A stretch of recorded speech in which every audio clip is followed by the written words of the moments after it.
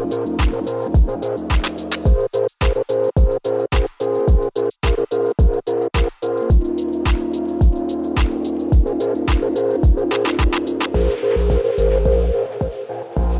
días, yo soy David Pablos, director de la película El baile de los 41, película que retrata, digamos, la famosísima redada que sucedió durante el Porfiriato, en el que encontraron al yerno de Porfirio Díaz, Ignacio de la Torre, vestido de mujer, y para evitar un mayor escándalo mediático se borró su nombre de la lista, se sacó de la cárcel, pero permaneció hasta nuestros días, digamos, la leyenda, el tabú de quién fue el número 42. Y mi película lo que hace es contar la historia de Ignacio de la Torre y de cómo se llega a ese baile y a esa redada. Le voy a hacer la palabra primero a Mabel Cadena, que es quien interpreta a Amada Díaz. Hola, buen día, muchas gracias por estar aquí.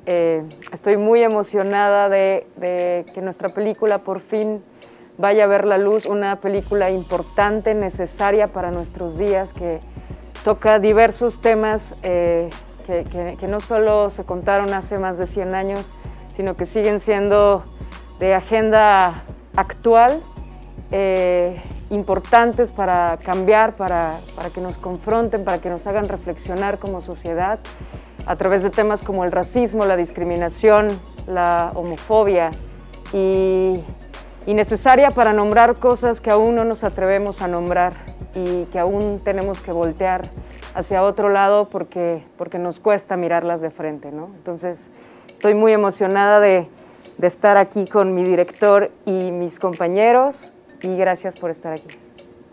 Sé que nos acompaña también de manera remota Alfonso Herrera, quien interpreta a Ignacio de la Torre. Me encantaría que él dijera unas palabras también, por favor. Pues hola, un placer estar aquí, vía remota, pero también hago eco de lo que acaba de decir Mabel. Creo que esta es una película muy necesaria, es una película que en definitiva es más que aplausible el hecho de poder tener una película así, y más en esta época, ¿no? Quiero mandarle un gran saludo a David, un gran saludo a Emiliano, a Martita que están por allá, a Pablo que también está vía remota, y pues nada, a todas las personas de la prensa que nos acompañan para poder conocer un poco más acerca de este proyecto. Gracias, Alfonso, un abrazote desde acá. Emiliano Zurita, que hace el personaje de Evaristo Rivas, la pareja de Ignacio de la Torre. Pues decir un poquito lo mismo que han dicho mis compañeros, pero es una película que toca unos temas que parece un poco increíble que después de más de 100 años siga siendo un tema tabú y un tema tan vigente. Y hasta hoy en día tenemos la oportunidad de contar esta historia, y lo que me enorgullece mucho es que tenemos la oportunidad de contarla de esta manera, con este tipo de apoyo, con esta calidad de producción, con la calidad de guión que yo la primera vez que vi la película se me hizo algo impactante, que es una película que toma estos temas de una manera muy real y depicta lo que es algo muy bonito, muy precioso al lado de atrocidades que ocurrieron en este país. Entonces, pues nada, estoy muy orgulloso de lo que ha creado este equipo y les quiero agradecer a todos por el gran apoyo. ¿Cómo surge la idea de hacer una película de época como El baile de los 41, uno de los episodios más oscuros del Porfiriato sobre la comunidad LGTB? Bueno, voy a empezar yo. ¿Cómo surge la idea? Es una historia que ha permanecido en el imaginario colectivo durante muchos años. Es una historia que de alguna manera sigue siendo un tabú. Es una historia que nunca terminó de salir del todo a la luz, y me parecía que era pertinente contarla todavía hoy día. Me parece que, por un lado, y esto lo he dicho ya varias otras veces, hay una parte de nuestra sociedad hoy día que sigue pareciéndose demasiado a la del Porfiriato. Creo que para mí como director era esencial retratar a la comunidad LGBT+, desde un ángulo distinto, con otro tenor. Era importante poner esta historia en la pantalla y además de la visibilidad, creo que esta película o esta historia, El baile de los 41, resuena hoy día de manera importante. Eso fue, digamos, el motivo principal que nos hizo querer levantar este proyecto, que fue una verdadera locura, pero bueno, Pablo podrá hablar más de cómo fue financiar y levantar esta película.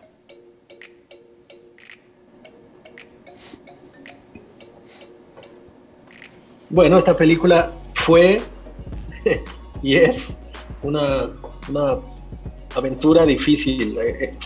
Aunque no lo crean, los financieros que visitamos antes de los que están hoy en la película rechazaban la historia simplemente por el tema, por el origen. La gente tiene homofobia en nuestro país y cómo funciona el sistema de financiamiento a través de la ley de la 189, pues hay que convencer a un grupo de gente de marketing y de corporativos que pues pueden censurar películas como estas y no financiarlas, no que se comuniquen entre ellos para bloquearlas, pero sí existe una mentalidad que no está al día y por más que pareciera que es ridículo, pues lo es. Y nos costó mucho trabajo encontrar socios que quisieran sumarse financieramente al esfuerzo de hacer esta película y por suerte nos encontramos. Son nuestros compañeros ahora, están todos escritos ahí atrás del cartel que dice El baile de los 41 y pues de nuevo, sin ellos no hubiera sido posible hacerla aún.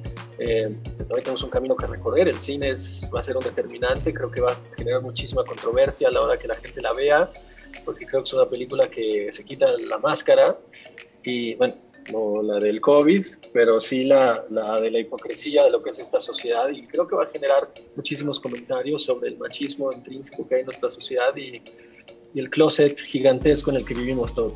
¿Cuál fue el mayor reto actoral al que se enfrentaron a interpretar sus personajes en esta película? ¿Cuál no fue el reto actoral?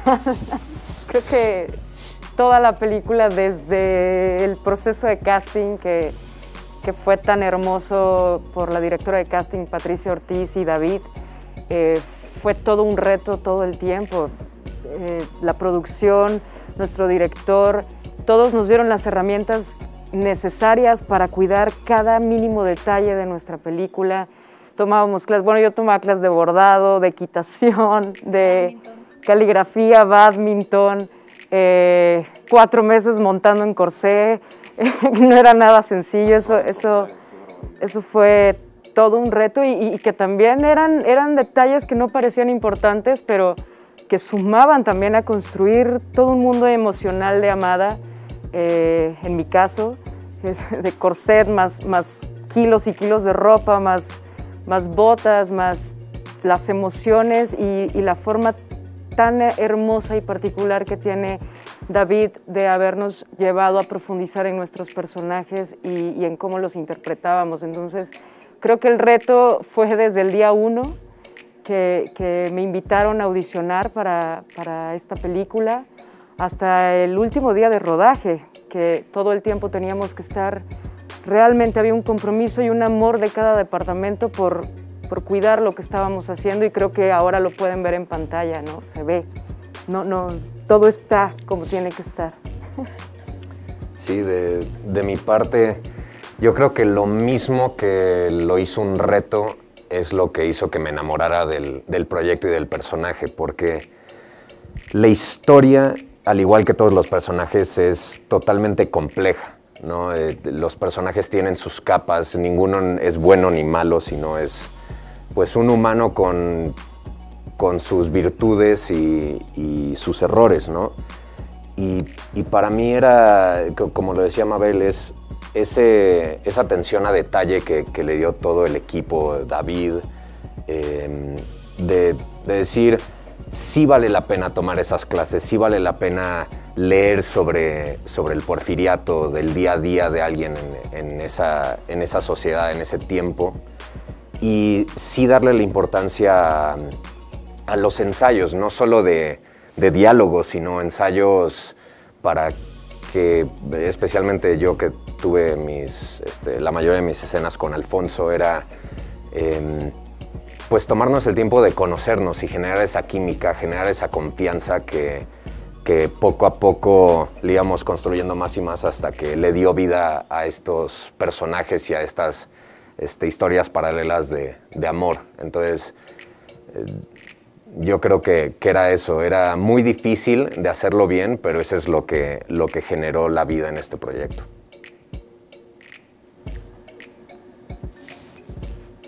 Pues yo lo que puedo aportar es también un poco la poca información que existe a partir de esta historia.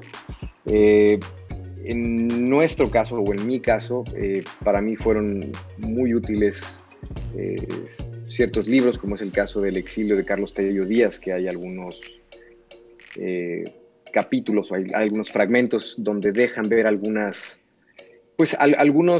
esbozos de lo que era Ignacio de la Torre, pero bueno, partiendo del hermetismo que existe, de la información, de la poca información que existe de este capítulo, pues bueno, fue interesante como tratar de recopilar toda esa información, porque generalmente siempre se iba a la caricatura, siempre se iba hacia la ridiculización, y tratar de encontrar información que fuera más aterrizada fue todo un tema. Creo que David no me dejará mentir. Y por otro lado, la forma en como David cuenta sus historias en set no te permite que tengas que te desconcentres. Tienes que estar completamente ahí, en ese momento, en conexión con tus compañeros, no solamente en el set, sino también en los ensayos. Y eso nos dio la posibilidad de, literal, estar como ya muy conectados, ya cuando estábamos en set, y eso tuvo que ver con un trabajo previo, un trabajo muy arduo. También yo lo que disfruté mucho y al mismo tiempo fue un gran reto es las escenas. Cada escena era un rompecabezas en el que todo tenía que estar perfectamente equilibrado, desde el movimiento de cámara, los movimientos que nosotros como actores teníamos que realizar, y eso tenía que ver con una sincronización y un trabajo en equipo muy pulcro. Y creo que, como dijo Mabel, creo que eso se nota. Y eso, pero fue un placer y es un privilegio el haber formado parte de este proyecto. ¿Cuál esperan que sea la reacción del público al ver esta película? ¿Creen que pueda combatir la homofobia esta película? ¿Que pueda combatir la homofobia? ¿Sí? ¿Cuál es la reacción del público? No tengo idea. Ojalá supiera. Bueno, creo que ante todo es una película que va a generar diálogo. Para mí eso es lo más importante. Creo que eso es algo que el cine puede... Es algo, digamos, eso está dentro del alcance del cine, generar diálogo y también contar historias a partir de la empatía. Para mí siempre me gusta ver el cine como la posibilidad de ponerse en los zapatos de alguien más. El punto de vista que el director decide para la historia. Entonces, no es nada más contar una historia, es ponerte en los zapatos de otra persona. Y a partir de eso, creo que esta película lo que hace es, hay una multiplicidad de puntos de vista de distintos personajes, como el de Amada Díaz, por ejemplo, como el de Alfonso Herrera, Ignacio de la Torre, o incluso por momentos algún otro miembro de la sociedad. Creo que hay un rompecabezas que es muy interesante de ver en la historia total, y a partir de ese rompecabezas se generan, digamos, distintos puntos de vista sobre varios temas que aborda la película, que lo hemos dicho, que no es nada más la homofobia, que también es el racismo, el clasismo, el machismo, y se ayuda a combatir la homofobia. Para mí, esta película representa visibilidad, y visibilidad creo que es una forma de combatir. Creo que es una película, vaya, simplemente ver la Ciudad de México, que haya anuncios donde están Alfonso y Emiliano sin playera a punto de darse un beso. Eso es importante, eso genera visibilidad. Y creo que hay una representación en la película que es muy digna y que es importante. Lo decía hace un momento. Para mí era esencial en esta película cómo voy a retratar a estos personajes, que no es desde la caricatura, que no es desde tampoco desde la victimización.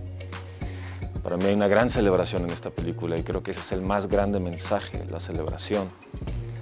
Y esa celebración es una forma de combatir la homofobia. Muy bien. De parte de Paola Ortiz de Estilo DF, es pregunta para todos. Dice, ¿hubo algún concepto o creencia que esta película, hacer esta película, les ayudó a aclarar o cambiar de forma de pensar? No escuché bien. Perdón, ¿otra vez, Iku? Si hubo algún concepto o creencia que esta película les ayudó a aclarar o cambiar. De mi parte, yo creo que es un poco lo que estaba diciendo David. Para mí era darme cuenta de los detalles que te llevan o llevan a la sociedad hacia el machismo, hacia la homofobia, el racismo.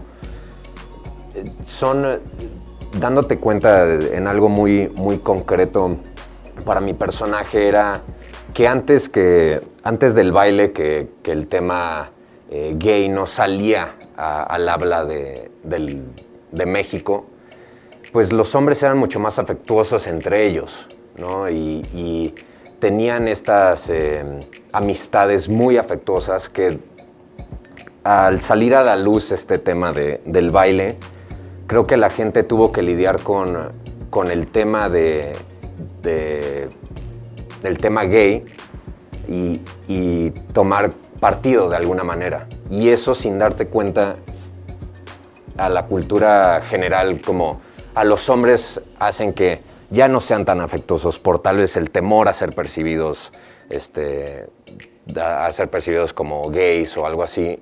Y era un detalle muy minucioso, digamos, pero para mí era darme cuenta de todos estos detalles que ya están en nuestra sociedad, que vienen de algo negativo, de la homofobia, del racismo, lo que sea, que antes yo no me daba cuenta al 100%, y creo que es eso. Esta película genera ese tipo de conversaciones, de decir, bueno, tal vez no te percibes como machista, pero tienes estos dejos que aprendiste, y es saber aprender de estos errores que nos dio la sociedad, ir mejorando como sociedad para que vayan desapareciendo. Siento que esa fue una lección para mí al darme cuenta de esos detalles en la película. En mi caso, yo siempre he dicho que cada personaje que he interpretado en mi carrera modifica, sin que así lo provoque yo, a mi mujer, no a la actriz. Y el baile de los 41 no es la excepción. Creo que llevó a Mabel a una reflexión profunda sobre mi autoestima, sobre mi propia valorización como mujer, la fortuna que tengo, el tener el color de piel que tengo y ser parte de esta película. Y como decía David hace rato, creo que sin duda una de las cosas más importantes de la película es la visibilización, y en todos los sentidos, ¿no? En que dos hombres se besen, en que dos mujeres se besen, en que hombres y mujeres morenos y morenas puedan verse reflejados también e identificados con un producto audiovisual mexicano, con el lenguaje cinematográfico, con el contenido que estamos produciendo. Claro que me empodera también para salir y dejar de reprimir mis emociones y mis decisiones y mi manera de ver la vida. Después del baile sí hay otra Mabel, sí hay otras ganas, sí hay otra forma de pararse en la vida y decir, esto soy como mujer, esto es lo que quiero como mujer, y estas son mis posibilidades, ¿no? Entonces, definitivamente el baile de los 41 ha impactado aquí, y estoy segura que de alguna forma a cada uno de los espectadores de diversas maneras y en diferentes áreas de sus vidas los va a impactar, porque nada más ver la película estéticamente, la belleza combinada con la miseria de la sociedad es sumamente confrontante, por lo menos para mí lo fue.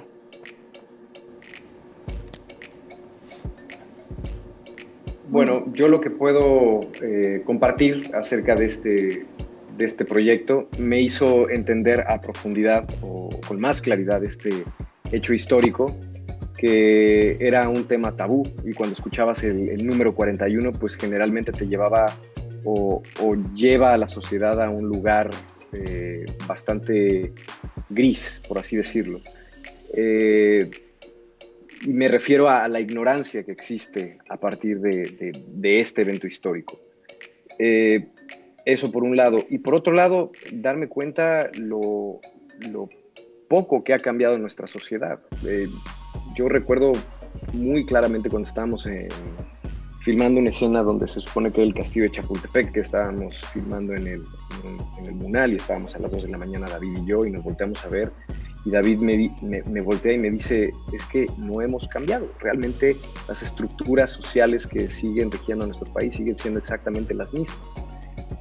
Y creo que esto también lo he dicho constantemente, para entender dónde estamos, para entender nuestro presente, constantemente tenemos que irnos al pasado y generar una introspección de dónde estamos. Y este es un gran ejercicio para ir al pasado y ver nuestro presente y darnos cuenta de dónde estamos. Y esto fue muy interesante. Creo que esta es una introspección y un cuestionamiento que constantemente nosotros, todos los involucrados en este proyecto, fue algo que nos hicimos, no solamente antes del rodaje, durante el rodaje e inclusive ya con el proyecto terminado. Y prácticamente eso. Y también entender que, y un poco respondiendo a la pregunta pasada, creo que el hacer una película, la finalidad es algo lúdico, que una persona se pueda sentar y disfrute de una historia. Pero por otro lado, esperemos que cuando se prendan las salas del cine y la gente salga, otra película empiece a ocurrir dentro de sus cabezas y empiecen a existir esos cuestionamientos. Y creo que eso es algo muy valioso que puede generar esta película, y ya depende de cada uno de los espectadores. Muy bien. Sobre ese tema nos pregunta Magnolia Ramírez de Excelsior Digital, en específico a Alfonso Herrera. Dice, ¿crees que la cinta funcione para concientizar a la sociedad sobre la homofobia que aún persiste, aún sabiendo que la clasificación de la película es C? Es interesante, y bueno, vuelvo un poco a lo que ya había mencionado. Me llama la atención, no solamente a mí me llama mucho la atención que de repente te topas en cartelera otras historias en las cuales se muestra una violencia bastante explícita, una violencia bastante contundente, donde también hay escenas de sexo bastante contundentes y tienen una clasificación B15, versus una película donde muestras el amor entre dos hombres, donde muestras una masculinidad contundente, y automáticamente eso nos da una clasificación C. Eso a mí me llama la atención, y creo que tiene que ver por lo que hemos normalizado, por la normalización de lo que vemos en la televisión, en el cine, y creo que esto es valioso porque va a nutrir tanto al consciente como al inconsciente colectivo de nuestra sociedad, y es importante que estas imágenes puedan nutrir esto. ¿Qué opinan de la clasificación C de la película? Pues lo mismo que opina Alfonso, es algo pues interesante, como bien lo decía Alfonso, que lo que ya normalizamos como sociedad por encima de lo que en verdad solo es una muestra de amor, una muestra de afección totalmente natural, sea entre dos hombres, dos mujeres, un hombre, una mujer, lo que sea, y eso automáticamente nos lleva a una clasificación más adulta, cuando la violencia explícita no. Es algo que nos tenemos que cuestionar, la verdad, porque Es algo que ya no nos sorprende que sea así, ¿no? Decimos, claro, obviamente esta película va a tener una clasificación mayor y sí, creo que es algo que tenemos que cuestionarnos más. A mí me sorprende y no me sorprende. Pero bueno, regresando al tema del tabú, pues es que sigue siendo todavía un tabú ver un cuerpo masculino desnudo en pantalla grande, sigue siendo un tabú ver a dos hombres besándose en pantalla.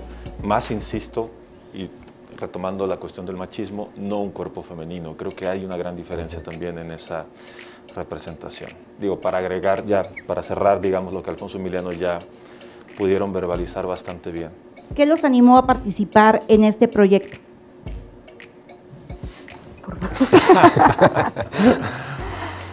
Mabel.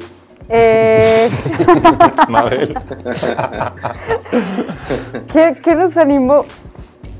Bueno, de entrada yo no conocía el hecho, por supuesto, pero no conocía el guión, me refiero cuando llegó a mí la audición por primera vez. Entonces yo fui a hacer la audición y sí sé que después de esa primera audición yo dije, quiero ser parte, o sea, quiero ser parte de esto.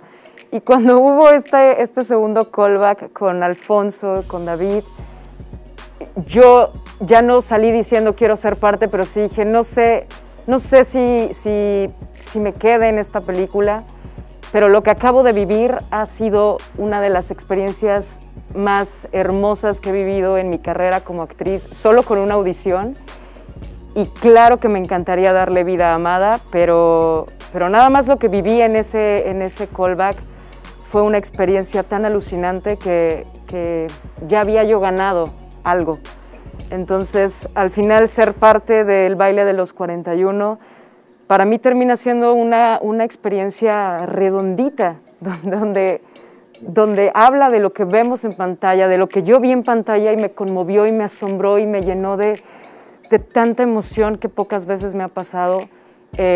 Por eso, porque se cuidó desde el día 1 hasta el día de hoy y nunca he vivido tanta belleza a través de un proceso de creación. Yo comparto lo mismo que dijo Mabel. Es un proyecto que desde el casting sabías que tenías que ser parte de. Se ve desde el guión, desde la forma del casting, ya después en el callback, viendo a David trabajar, conociendo lo que David ya había hecho. Es un proyecto que sabes que está contando una historia muy contundente, muy importante y lo están haciendo de la manera correcta. Y es de eso, es de esos de... Como actor no quieres ir a un casting emocionado porque te decepcionas la mayoría de las veces, pero en este no había manera. Intentabas mantener la calma y no podías porque la emoción te sobrepasaba y pues desde el primer casting ya estaba enamorado del proyecto y pues por fortuna lo pudimos hacer. Pues definitivamente era un sí. O sea, ¿quién no quiere trabajar con David Pablos? Desde mi perspectiva, yo me acuerdo que en 2016 tuve la posibilidad de ver Las Elegidas y fue una película que a mí me conmovió profundamente. Y después saber que existía la posibilidad de poderme unir a esta historia y contarla con David fue un sí inmediatamente. Y hago igual, otra vez eco de lo que acaba de decir Mabel, creo que ese proceso de casting, no solamente para ella, sino creo que para todos los que estuvimos en ese salón fue muy especial. Y mira, nada más de acordarme me emociono porque nos dimos cuenta de hacia dónde íbamos. Y nos dimos cuenta de hacia dónde iba ese barco y entender que desde ese momento, cuando ya estábamos a punto de subirnos, era una emoción brutal. Entonces yo creo que eso.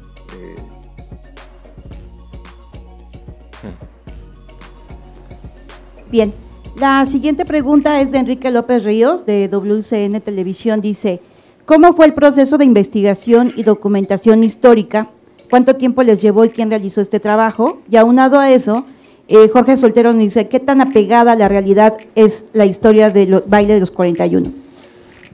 La investigación, bueno, la investigación empieza desde el guión, en este caso con Mónica Revilla. Ella además es muy obsesiva con los detalles, entonces no nada más era entender el porfiriato y entender el contexto político, social, cultural, era ir a los detalles del día a día, ¿no? Ella tenía libros en donde se explicaba cómo se organizaban los banquetes, cómo se colocaba la gente en la mesa, era ir a los detalles, cómo eran las invitaciones. Creo que Mónica era muy obsesiva y esto lo puso en el guión, muy meticulosamente, los detalles. Para mí fue importante primero, sí, entrar a estudiar, entender esta época, pero después ya como director para mí era esencial el día a día, es decir, cómo viven estos personajes, cómo es un día normal para una persona de la élite porfiriana, a qué hora se levantan, se bañan o no se bañan todos los días, este tipo de cuestiones que de repente son muy básicas, pero que son importantes para mí como director. Y ya en ese proceso más, digamos, minucioso, puntual de investigación, es que empezamos a trabajar con historiadores. Se unió al grupo, digamos que nuestro historiador de cabecera fue Luis de Pablo, y en algún momento estuve en contacto también con Carlos Tello Díaz y con Ricardo Orozco, que específicamente lleva su vida entera dedicada al porfiriato. Y creo que gracias a Carlos y a Ricardo pudimos entender un poco más de quiénes eran estos personajes, porque hay muy poca información sobre Amada Díaz. Hay mucho sobre el porfiriato, hay mucho sobre Porfirio, pero poco sobre Amadas, poco sobre Ignacio. Y como dijo Alfonso, el libro de Carlos Tello Díaz, El exilio, habla de manera muy puntual sobre la relación de estos personajes. Y Ricardo Orozco hizo este libro que se llama El álbum de Amada Díaz, que está escrito en primera persona y es una especie de diario de Amada durante la Revolución, pero contando desde el momento en que ella llega a vivir con su padre a la Ciudad de México y su relación con Ignacio de la Torre. Fue trabajar de la mano con historiadores, encontrar, leer, meternos a todos los archivos posibles. En mi caso también ver cine, referencias históricas, aunque fuera cine europeo, cine estadounidense, hay ciertos parámetros que para mí era importante ver. Ver pintura, escuchar música del porfiriato también, hicimos una playlist que compartí con mis actores. Y bueno, una vez haciendo todo este trabajo de investigación tan minucioso, la respuesta es no, la película no es tan apegada a la realidad. Es decir, ficcionamos de acuerdo a nuestras necesidades dramáticas. Si eso para la escritura de guión, hay cosas que cambiamos en cuestión de fechas. No había... Yo tenía claro, esto no es un documental histórico, es una ficción que contamos a partir de un hecho real y entonces podemos jugar con la historia. Y lo mismo yo le decía a los actores, hay momentos en los que sabemos tal o cual cosa del personaje, pero si es necesario reinterpretar y cambiar, hagámoslo. Lo más importante es al final la libertad creativa y la contundencia con la que se cuenta la historia, y si eso implica echar marcha atrás, aparte de la investigación, hagámoslo. ¿¿Cómo fue que decidiste utilizar más la sutilidad y que cayera mucho en las miradas de los personajes? A mí siempre me ha gustado hacer un cine más de miradas, más silencioso. Esto desde la escuela de cine. Y creo que de lo más poderoso en cine es la mirada del actor. A mí me emociona enormemente ver un close-up en pantalla grande. Y esto fue algo que trabajé mucho con los actores. Vaya, si de algo estoy contento con esta película en el proceso de preparación fue que pudimos ensayar muchísimo. Y al ensayar muchísimo, de repente veíamos que había infinidad de diálogos que no eran necesarios ya, que la acción, que la mirada determinaba ya esa entonación, esa intención. Entonces, por un lado, reducimos diálogos durante el proceso de ensayos y luego también en rodaje y luego todavía más en edición. Y yo siempre busco eso, busco las maneras más contundentes, a veces decir algo no necesariamente es a través del diálogo, o cuando se dice el diálogo muchas veces la intención real es otra. En fin, las palabras juegan mucho, pero lo veo ahora que veo la película en pantalla grande. Mis momentos favoritos son estos momentos de silencio donde la cámara se acerca a ellos. Y recuerdo que era, Mabel, no me podrás contradecir, yo le decía en set, vaya, todo está en la mirada, la cámara lee el pensamiento y el menor movimiento, el menor gesto en el rostro era enorme. Todo se contiene en la mirada y ya, básicamente. ¿Qué papel juega la mujer en la lucha contra la homofobia? Híjole, justamente, no sé si conteste la pregunta, pero justamente cuando yo leí el guión completito, lo primero que me dije a mí misma fue, no quiero hacer una amada homofóbica, no quiero hacer una amada que rechace a su marido por descubrir que se enamoró de un hombre. No quería construir amada desde ese lugar, quería construir a una amada rota, pero por sus propias ilusiones y sus propias necesidades de vida, no por descubrir la homosexualidad en la persona que amaba, ¿no? Entonces, ¿qué papel juega la mujer? Pues hay mujeres que aman a otras mujeres y también tienen que esconder su amor. Pues es importantísimo el papel de la mujer. Las mujeres gays existen, ¿no? Y también son poco nombradas. Las mujeres también, creo que hay muchas que tienen últimamente he coincidido con muchas personas, madres de familia, que de pronto me dicen, oye, quiero llevar a mi hijo y a mi hija adolescente, pero es clasificación C, y cómo la puedo ver, ¿no? Entonces, de pronto también descubro una sociedad y a mujeres y a hombres que tienen esta inquietud de empezar a acercar a través de una educación guiada a sus hijos, a empezar a romper con estos odios y cosas impuestas por una sociedad y por nuestra cultura, que me alegra saber que sí se está moviendo algo y que sí hay una madre de familia que dice, yo quiero llevar a mi hijo a ver esa película, pero no puedo porque la clasificación es distinta. Así el mismo que lo podría hacer para un hombre que lucha por sus derechos y por su derecho de amar a alguien y por su derecho de tener los mismos privilegios en todo sentido, ¿no? La misma lucha que las mujeres hemos vivido hace cientos y cientos de años hasta el día de hoy, pues creo que es un papel fundamental para aparecer pronto. ¿Qué diferencias y cambios han encontrado en aquella época al día de hoy sobre las preferencias sexuales y sobre todo si consideran un acto de censura ponerle clasificación C al baile?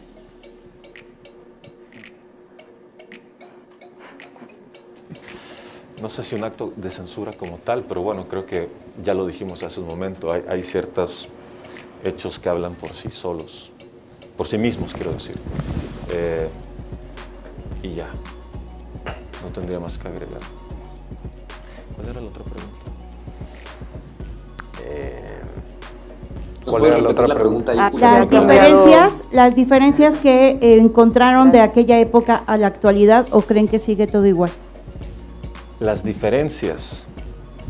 Bueno, a ver, claramente hay una mayor visibilidad de la comunidad LGBT+.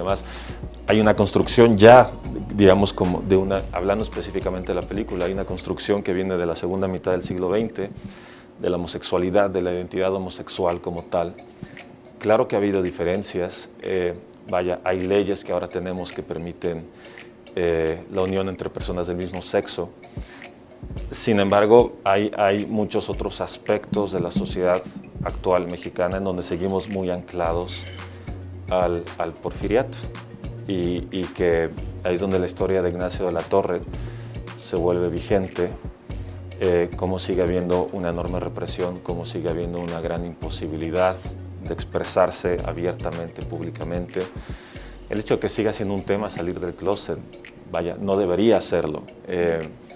El hecho de que en muchos lugares, de que en México sea un país con altísimos números de crímenes de odio por homofobia y transfobia, los hechos hablan por sí solos. Hay mucho trabajo por delante y seguimos muy anclados en muchos aspectos al porfiriato, pero inevitablemente hay también avances y hay cada vez más un poco de visibilidad y cada vez un poco más, se ha ganado terreno en distintas áreas, pero falta muchísimo. Esto que menciona David, y quisiera solamente complementar algo, ya lo he mencionado en otras entrevistas, pero creo que vale la pena mencionarlo ahora. Hace 120 años, ser homosexual implicaba vivir en la clandestinidad, implicaba no vivir en libertad, implicaba probablemente en muchas ocasiones la muerte.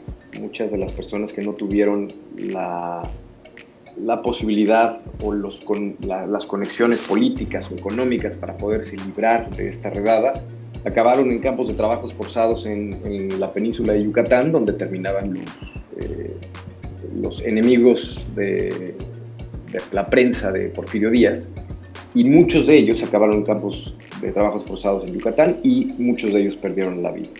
Y lo que acaba de decir David es cierto, versus la cantidad de crímenes de odio que siguen existiendo en nuestro país, pues creo que ahí está la información. Creo que nosotros podemos sacar las conclusiones. Es más que claro. Sí, han habido avances en ciertas entidades federativas, en la misma Ciudad de México, pero creo que todavía hay mucho camino por caminar. Y yo creo, ya para cerrar esto, la historia que cuenta la película del baile de los 41 se podría poner hoy día en el México actual y sigue funcionando de la misma manera. Eso es lo más impresionante. Totalmente. Sí, sí. ¿Cómo encontraste el equilibrio entre el retrato histórico y la reivindicación sin caer en el panfleto y en la revisión histórica a los ojos de cómo se ven las cosas hoy en día?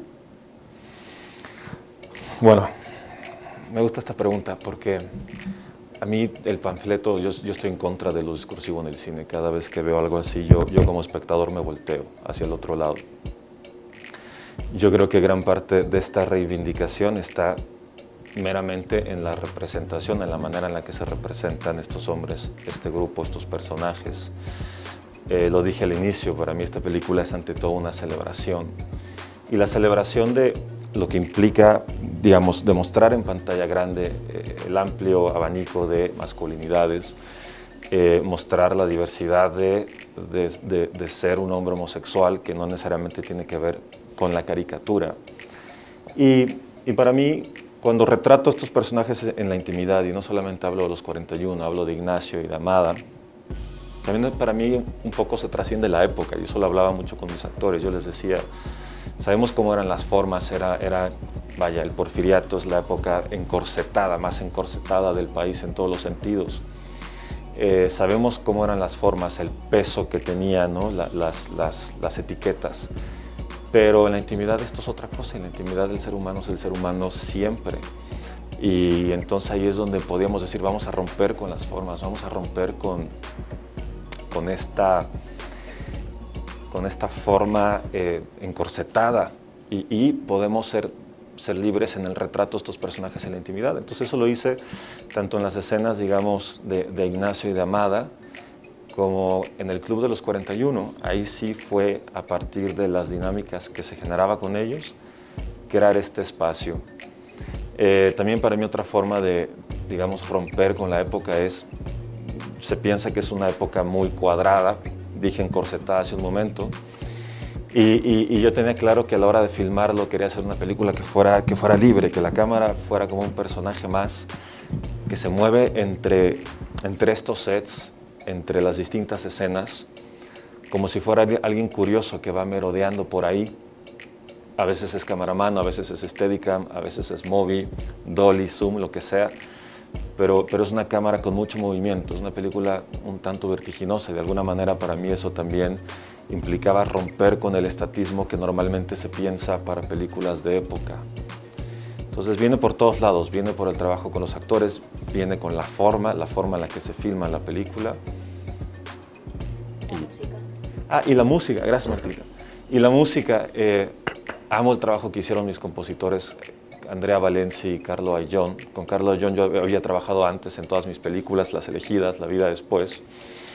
Y Andrea se involucró al equipo porque yo quería hacer música, la idea fue, vamos a hacer música que se inspire en el romanticismo del siglo XIX, pero vamos a modernizarla, lo que significa componer bajo ciertos cánones también de nuestra época, pero tomando premisas del siglo XIX, y metimos mucho electrónico. Casi toda la música de la película es electroacústica, hay un par de piezas que son enteramente electrónicas. Y eso, creo que si vas a hacer algo de época es importante que también hable al espectador de hoy día y que no se sienta lejano. Entonces, a través de todo esto, el trabajo con actores, música, cámara, la forma en la que está filmada, digamos, se trasciende la época, sin que por eso no haya cuidado en cada uno de los detalles de los sets y del vestuario y de los peinados, porque es muy importante que esa recreación sea verosímil y no se caiga, porque lo contrario, la película entera deja de funcionar. Para David, ¿por qué decidiste trabajar con tu crew? La mayoría eran mujeres, como Kika López en vestuario, Dani Snyder en dirección de producción o arte, o Carolina Costa en iluminación. No fue una decisión consciente, pero estoy infinitamente agradecido que haya sido así. Creo que hubo un gran balance entre hombres y mujeres en este set.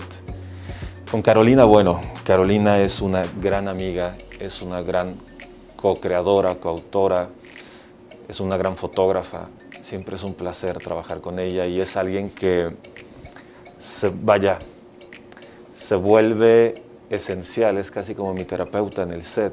Y es alguien con quien yo tengo la absoluta confianza y certeza de que si estamos haciendo algo, ella tiene una mente suficientemente juiciosa y tiene un buen gusto cinematográfico, entonces es una aliada esencial.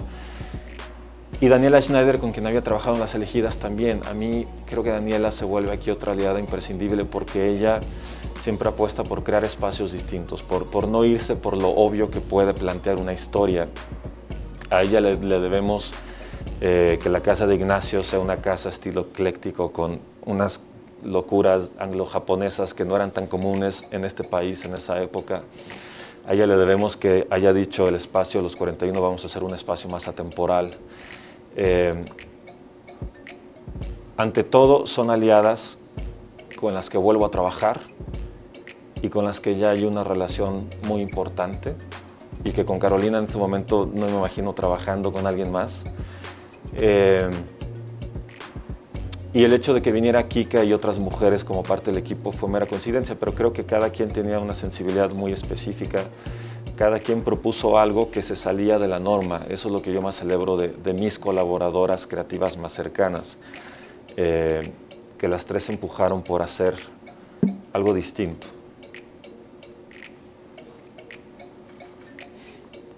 Para todos, ¿creen que la película supere las expectativas para la comunidad? Esa es otra pregunta que no puedo responder. Hay mucha expectativa, me queda claro, hay mucha expectativa con la película.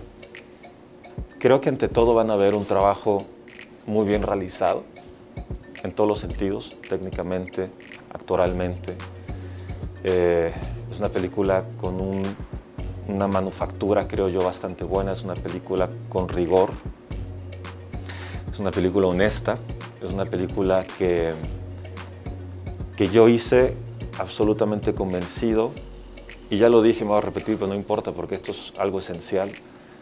Lo hice convencido de la necesidad de retratar a hombres homosexuales en pantalla de una manera respetuosa y alejada de las caricaturas y del cliché. Y creo que el hacer un retrato de la diversidad en pantalla contada desde otra arista, sin prejuicios, sin clichés, que es lo que normalmente los medios suelen hacer, es algo que, al menos hasta este momento, visto que la comunidad ha agradecido, que se haga una película con un rigor y con una forma de contar nuestra historia que es distinta.